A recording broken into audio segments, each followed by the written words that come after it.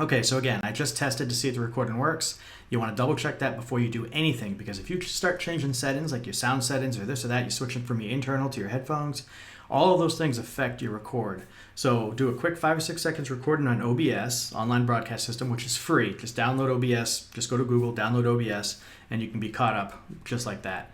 So I'm live streaming on YouTube, and I do that through a stream key that you connect to your OBS. And you can get your stream key by just going to this create button here on any YouTube studio, or you go to YouTube, and then you click on go live, and you'll see down there there's a stream key and a stream server, and you plug that information in OBS. I'll show you where. I'll actually show you my left screen, which is OBS. You should see my left screen now.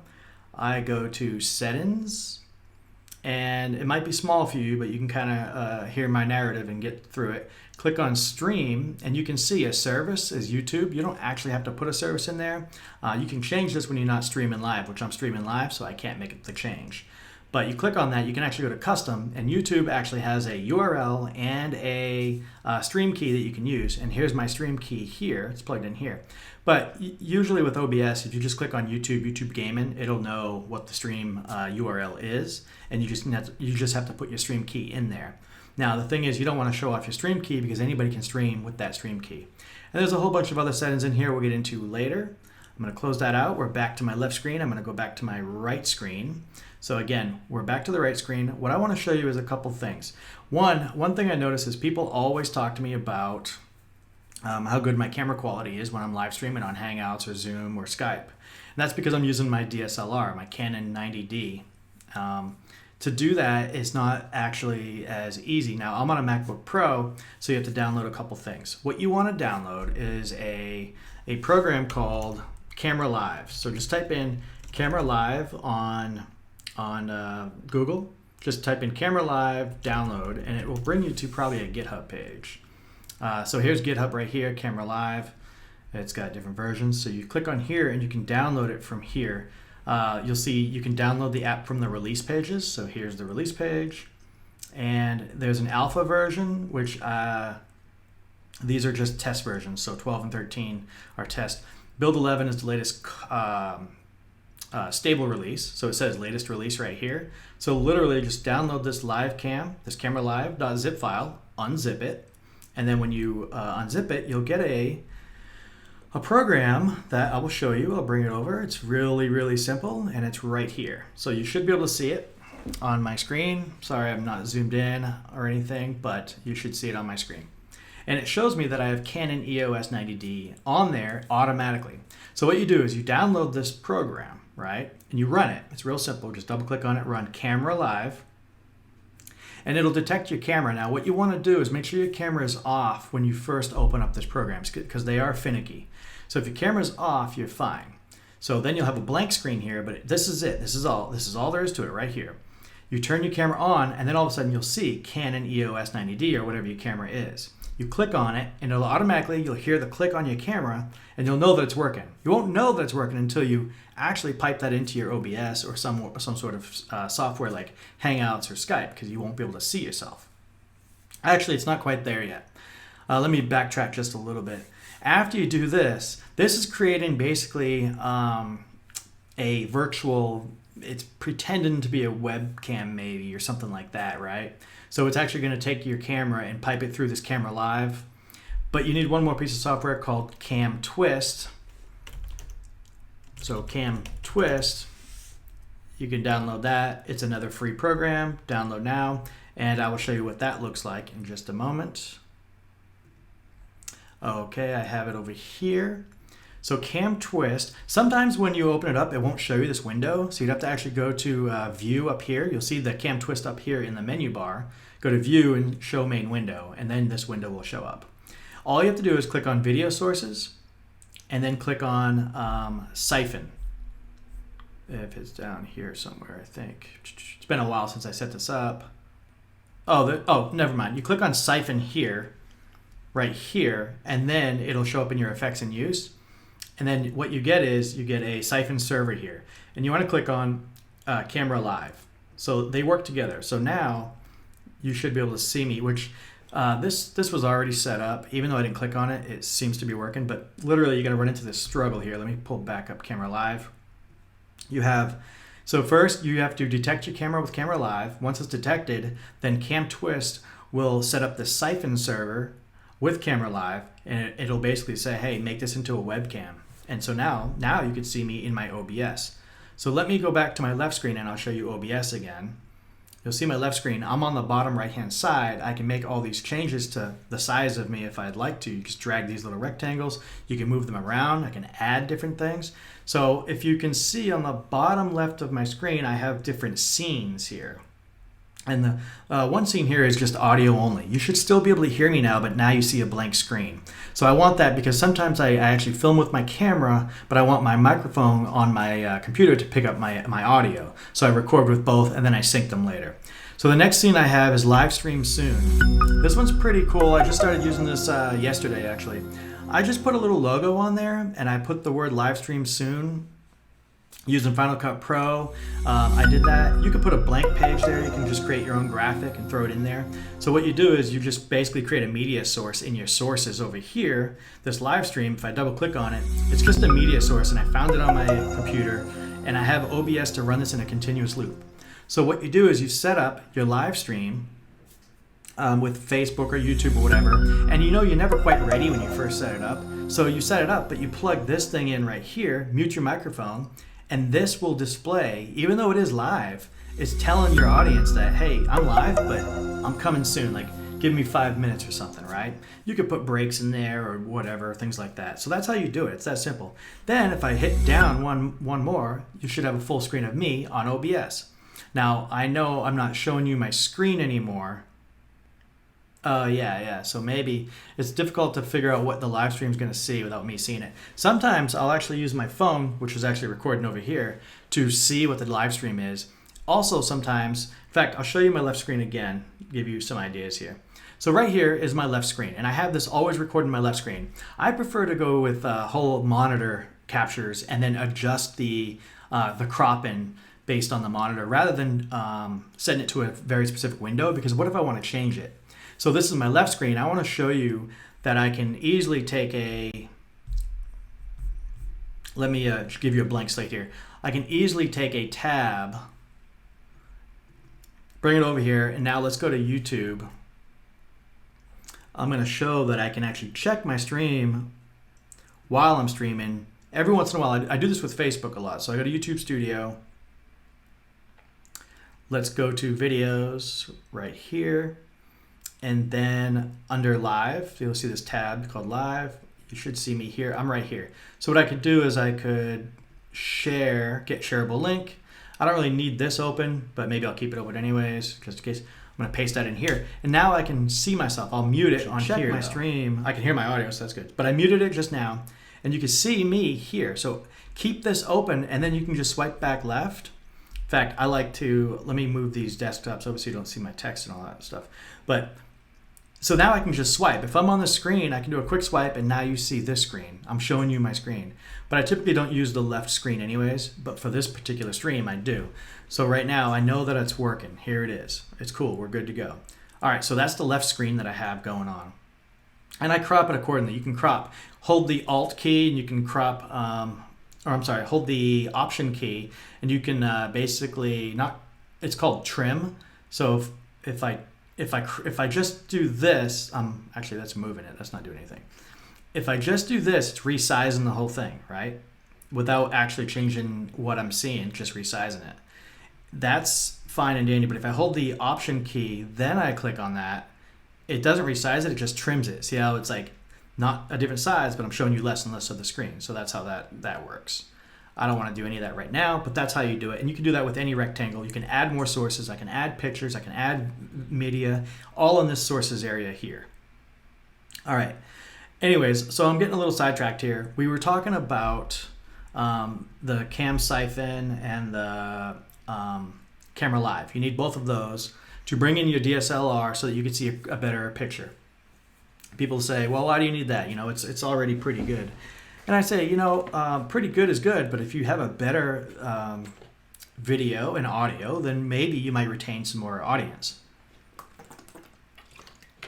Now, I've been practicing mostly on Facebook because Facebook is not my my venue of choice for retaining an audience. It just isn't, right?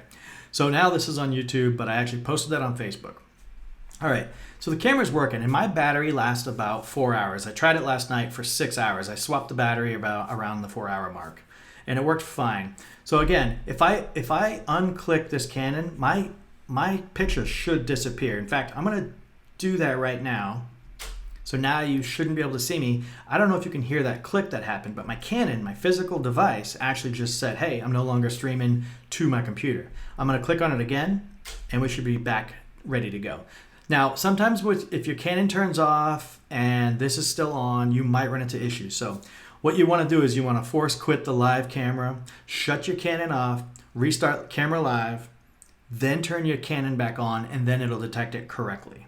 It's a kind of a pain in the ass sometimes. And even though this doesn't show it, but you're supposed to put this on camera live here after you click on Siphon, and Siphon goes in here, camera live. You can save the setup like I did here, but you can close this out. And remember, you have to do view main window if it doesn't show, because sometimes it just shows up like this and you're like, where'd it go? Just click on view main window and you can do that. There's one more thing that I failed to mention. Within CamTwist, there's a couple settings. So if you go to go to the CamTwist and go to Preferences. Now this is pretty important. This actually will get you into a lot of trouble if you don't get it right. You can fiddle around with it all you want. However, I've messed with it a lot, and the only way I really got it to work right is to put 30 frames per second here. I go to Video Size Custom and I put in 1920 by 1080. I don't mess with it ever again, right? Now, in order for these settings to take, this is also key. You don't just close this. Once you put these settings in here, like if you do 1080, I'd tab out of it just in case that action triggers a save internally or whatever. You don't just close it out here. You actually go to CamTwist and you quit CamTwist altogether. Quit it. Just quit it. Then reopen it. Check your preferences again to make sure they took. If they took, you're good to go. If they didn't, you did something wrong. So you want to quit and then reopen if you're going to make changes. You can't just make changes on the fly with this. So we should be good. You guys are seeing me, but that's how I do it. Now there's more to it. You can hear my voice. You can hear my audio. It's going through my Blue Yeti microphone, right? It's also being picked up by the camera, but I'm not actually recording that. The thing is, on a MacBook, you cannot record 2 audio tracks at once, right? You need some sort of third-party hardware or third-party software to do that. So the final piece of software that I'm going to recommend is something called iShowU. I haven't downloaded this in a while, so let's just Google it and say, download iShowU, and it should be, relatively easy to find, I would hope. Ooh.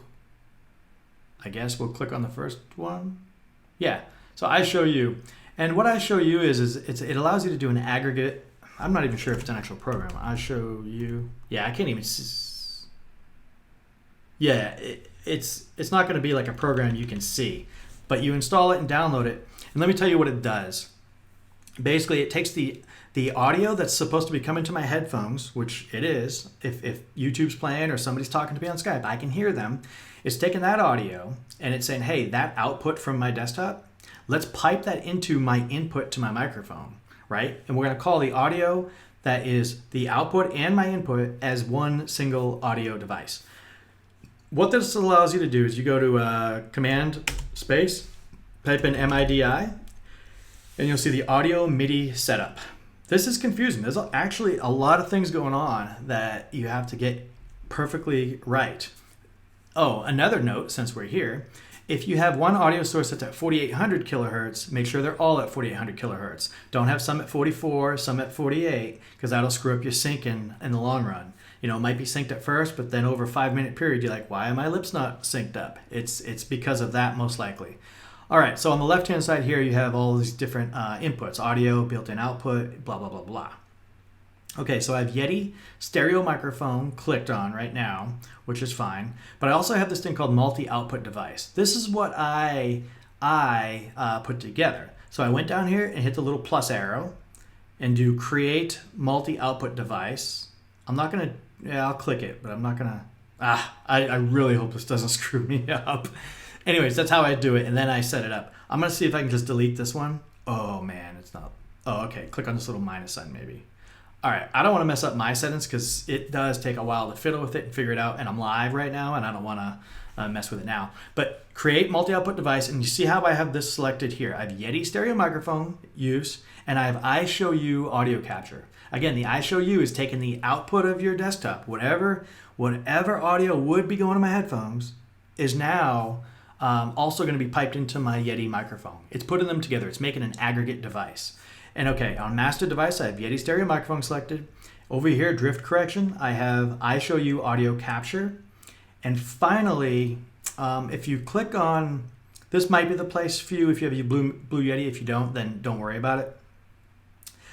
If I click on Blue Yeti where the microphone is, there's two of them. You'll see the microphone and then the headset.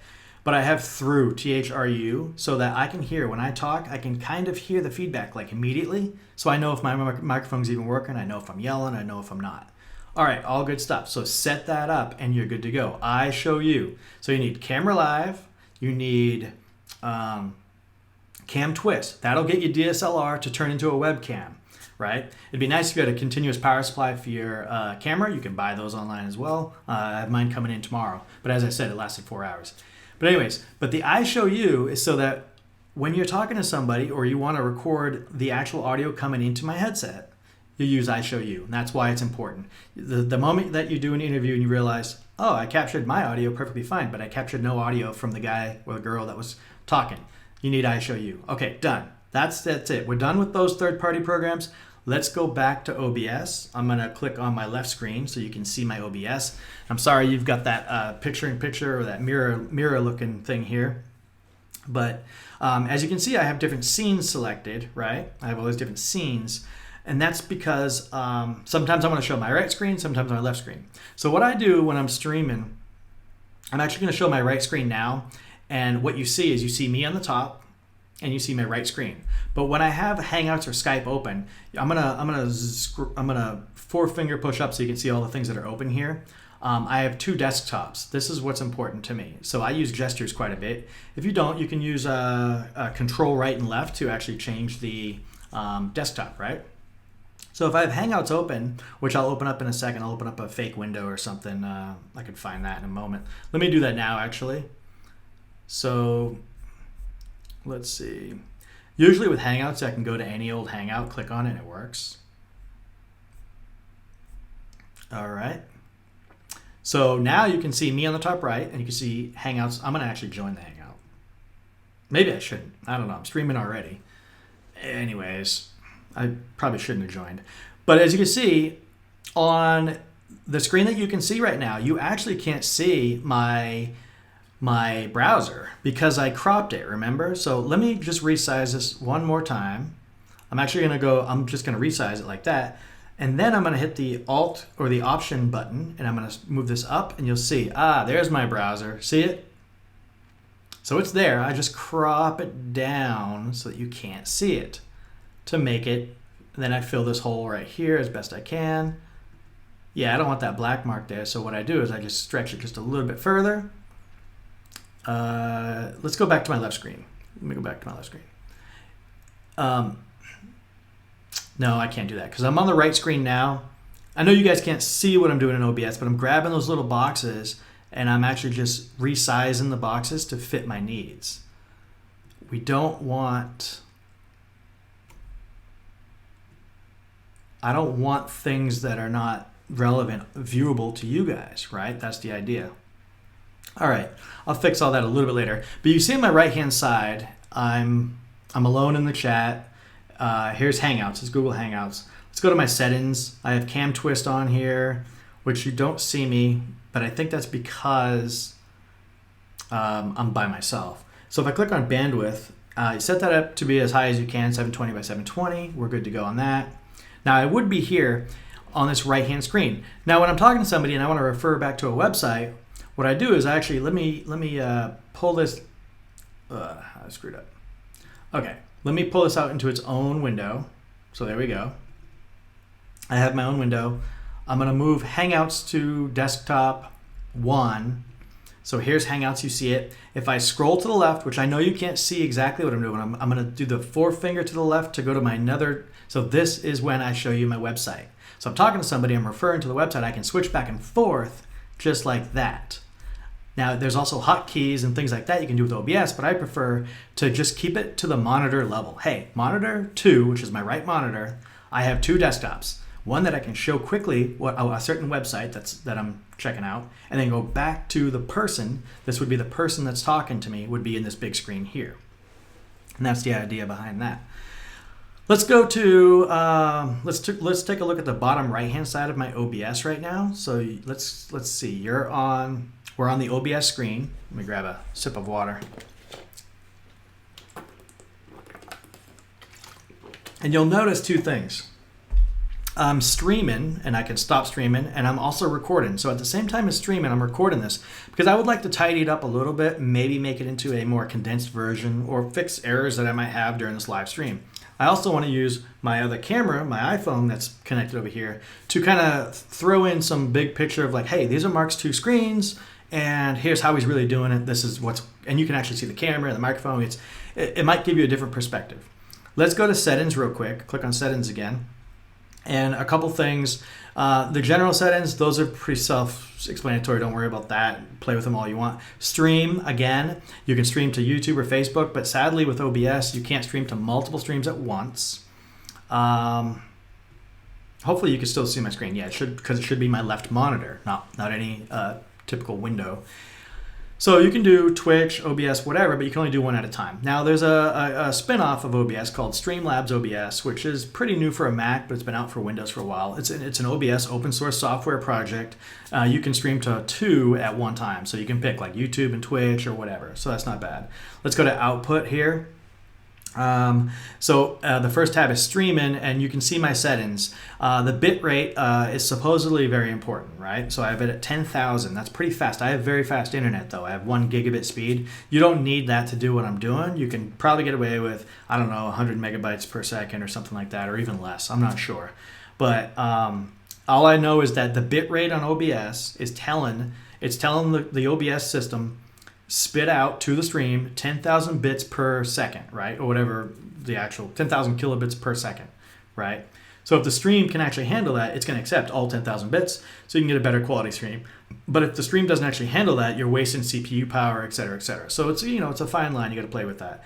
My CPU usage preset is at faster. Now, I don't know how to get this perfect, so you just got to fiddle with it. But I would go with the defaults or stay with faster. Let's click on audio. Actually, before we do that, let's click on recording.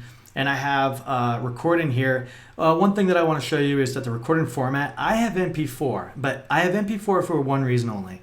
I don't like doing the conversions. I don't like using Handbrake and just doing all that, right? MP4s are really good because once they're created, they're usable with pretty much every other program, Final Cut Pro, whatever. In fact, it's probably usable with my Final Cut Pro X with any format, so maybe I don't need MP4. I use it because if I make quick 10-second clips, I can drag and drop them into like iMessage or WhatsApp, and people can see what I'm talking about. But honestly, if this stream breaks, if somehow OBS crashes right now, I lose that MP4, it's gone. Now, the other version, whatever the default is, M4K, whatever the heck it is, that one will actually continuously be saving the file, and so if it crashes, you'll get like 99% of your recording back just fine. So that's the only thing. So I wouldn't mess with it unless you need to. I put it on MP4 because, again, I throw little clips out there.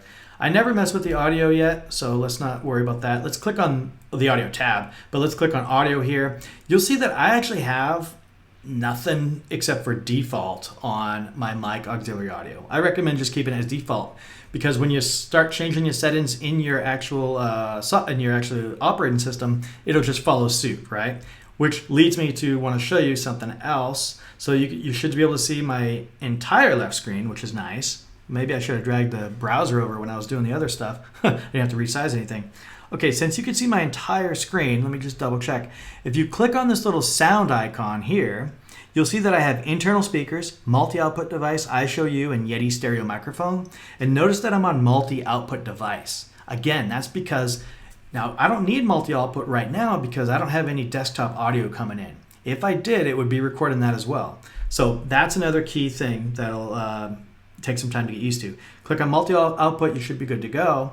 Now if you see down here in my microphone auxiliary, I have two things going. I have iShowU and I have the mic auxiliary right here. let's go back to settings, show you some more settings. We're in audio. Again, it's all default for me.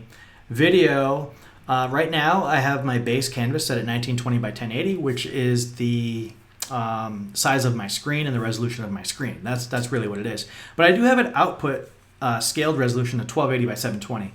That's mostly because my streaming software can only handle 720 anyways. So why not just give it to them in 720 instead of relying on them to do the actual compression and whatever they do to downscale it, right?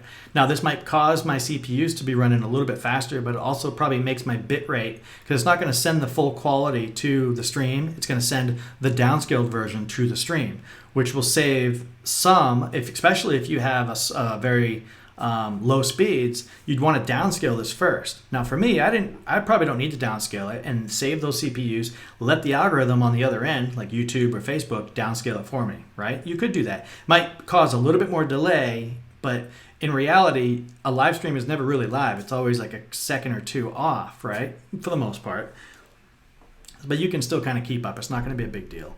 Anyways, I also have 30 frames per second. I would also match, if you have 30 frames per second on your CamTwist, you have 30 frames per second on your camera, 30 frames per second everywhere, just keep it all the same. Don't have them flipping, flopping back and forth.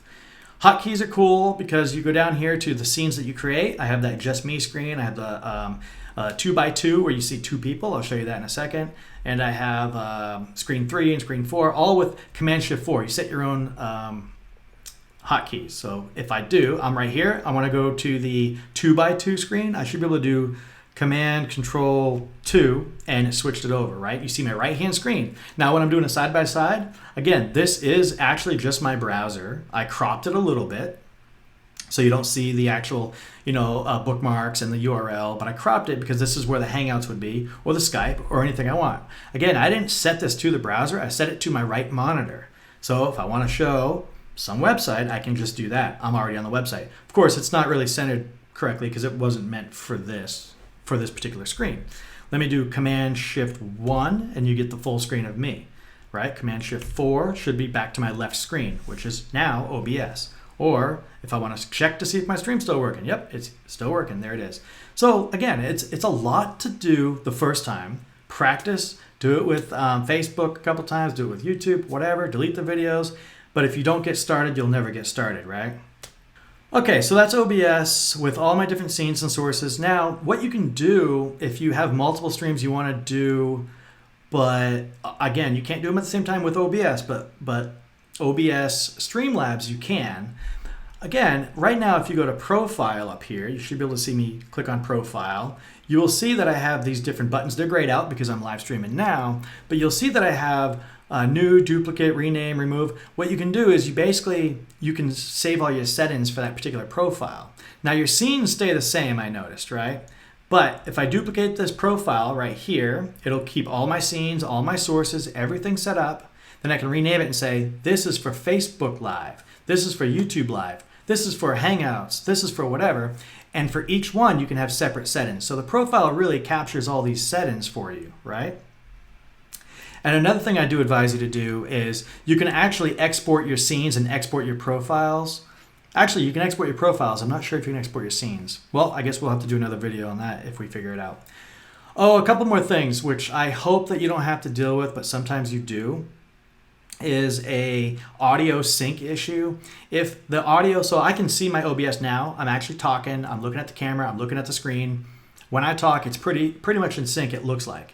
If it's not, or if your Hangouts buddy or Skype buddy is off sync, there could be an issue with the audio, and you do have options for that. Now, it's a little confusing and a little hard, but I want to show it to you just in case you're in this situation. Let me move this. There we go. So over in the audio section here, the audio mixer, click on that little gear icon here, and you can click on Advanced Audio Properties. Now, you have iShowU, and it has decibel volumes that you can set up. Now the reason why I have the -2.1 on there for iShowU is because I want my audio to match the output that's coming from my computer, which is the person on the other end, the Skype or the Hangouts. If they're louder than me, again, it's an aggregate device, so the recording will be them loud and me not loud, and I won't be able to separately edit those two audio tracks. because it's one audio track with both streams on it, or both audio signals on it. So you want to kind of make sure that the audio is where you want them before you start, because they're mixed together and there's no one mixing them. So it's a workaround. You know, the people that are doing this a little bit more hardcore, they're actually having third-party hardware. They're buying hardware like capture devices, things like that, to separate audio tracks so they can edit the audio track separately. Now that's a little bit more advanced and that's going to cost more money. But again, I want to repeat, Camera Live, CamTwist, iShowU, those 3 programs put together will allow you to do your DSLR as a webcam. Works for everything except for FaceTime. So far that I've figured out. FaceTime, I haven't figured out yet. I don't think you can swap your FaceTime camera on your MacBook Pro. I don't know for a fact, but I definitely didn't figure it out yet. But it works for everything else. So Hangout, Skype, Zoom, all of those, WebEx. But to capture the audio, you need that iShowU aggregate device. Change your settings in your Midi player, your Midi audio mixer, and also make sure your sound settings are correct. And again, I can't emphasize this enough. Always do a quick 10-second recording, whatever. Check your audio, check your video, check the video, then go live. So let's go back and just do a little recap on a couple of these. Again, I have an audio only, which now you can't see anything, but you should still be able to hear me. What's confusing about this is, I told you just a few minutes ago in the stream that I should have had multiple things in my audio mixer, but I wasn't. Anyways, let's go back. This is my intro. So keep this intro on while you're getting ready, while you're setting up the screen. And again, for all of you that want to see this video again, I'm actually recording it on my iPhone as well, so you can kind of get a different perspective while I'm doing these controls. I will mix and match, like going back and forth with my Final Cut Pro edit, you know. Here's just me again. You can see I don't like having that in the background right there. It's hard to point on a camera. It always is. And there you can see my phone again, right? So I can crop those out on Final Cut Pro on the final edit, things like that. 2x2, usually if I'm talking to one other person, it's perfect. Again, I have 2 desktops, so I can switch real quick with the little, you know, you're gonna have to find your own methods, but that's typically how I do it. And let's go back to my right screen only. You can see this. Now let's go back, let me switch back over here. You can see this is iShowU, CamTwist, and the other one, which I don't have anymore up, is the Camera Live GitHub. In fact, let me pull it up again. Camera Live download. And again, you want to make sure you go to the GitHub page and scroll down to release page. And you can mess with alpha or 12 alpha if you want. I prefer to wait for a stabler build, which is build 11, latest release. That works for me. Camera Live, set it up, make sure your camera's shut off when you run it, turn your camera on, it should detect it, click on it, you're good to go. CamTwist, Siphon server, you can go back and check these videos out. That's a pretty good rundown of what's going on.